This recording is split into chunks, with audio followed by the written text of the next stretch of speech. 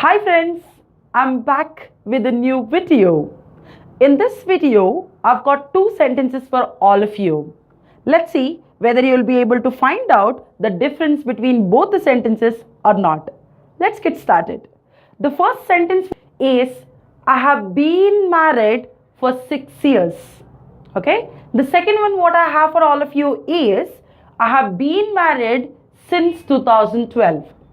And you can notice one thing over here, both the sentences are actually following the same pattern. For people who love to know the grammatical perspective, this is present perfect continuous tense. So both of them are in the same tense, right? Now tell me, what is the difference between both the sentences? If you got the answer, a big thumbs up to all of you. If you haven't, don't worry, we will learn together. Do you know what is the difference? Before we could talk about it, let's understand this sentence. What does it say? It says, I have been married for 6 years. So obviously, I'm conveying a message to you that I am married for 6 years. So 6 years have already been completed. Now look at the second one. I have been married since 2012. If you can use your common sense here, both the sentences are actually conveying the same message. The message is I'm married. The only difference over here is the way the message has been conveyed in both the sentences has been entirely different. Why and how are the two questions what we need to answer in this video. Okay, so let's highlight certain points. The first one says, I have been married for 6 years. Let me ask you a question. 6 years is a period of time or is it a specific point of time? Obviously, it is a period of time, right? So, if 6 years have already completed, it does mean I should have got married in the year 2012. What is the year right now? 2018. So, from 2012 to 2018, so far, till date, I have completed 6 years, which is definitely a period of time, correct?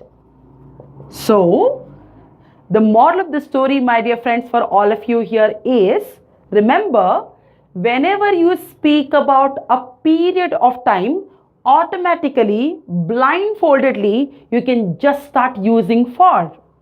And whenever you speak about a specific point of time, look at the second sentence. It says since 2012. 2012 is a specific year you're talking about, correct?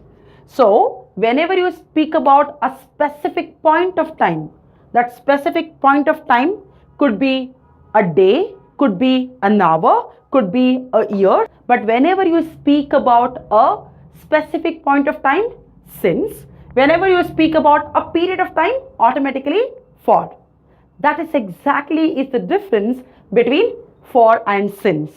And I should tell you, the moment you see have been, use since.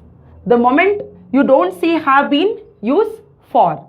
Many people do think like this. But remember, it is not have been which decides whether you have to use for or since in a sentence. Point to be noted.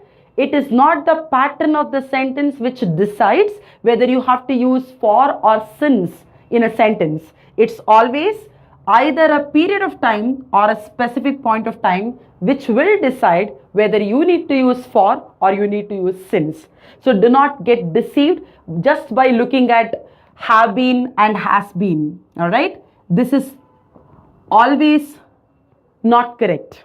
This might be correct in some situations, in some scenarios, but not always for sure. So never forget to look at the last part of the story, whether it is period or specific point of time. To support the same, let's just quickly have a look at some of the example sentences. The first sentence says, for 8 years. So obviously, ask a question, 8 years, period or specific point of time. Definitely, it is a period of time, right?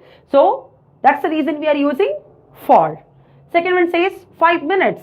Yes, 5 minutes is a very less period of time, a less duration of time, but still it is a duration, correct? So maybe let's say 2:15 to 2:20, correct? Although it is 5 minutes, it is duration. That's the reason we are using for.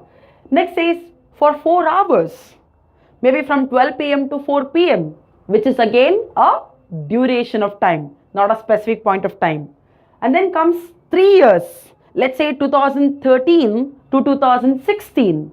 Again, it is a period of time, not a specific point of time at all, right? That's the reason it is for again. And the last one comes for 2 centuries.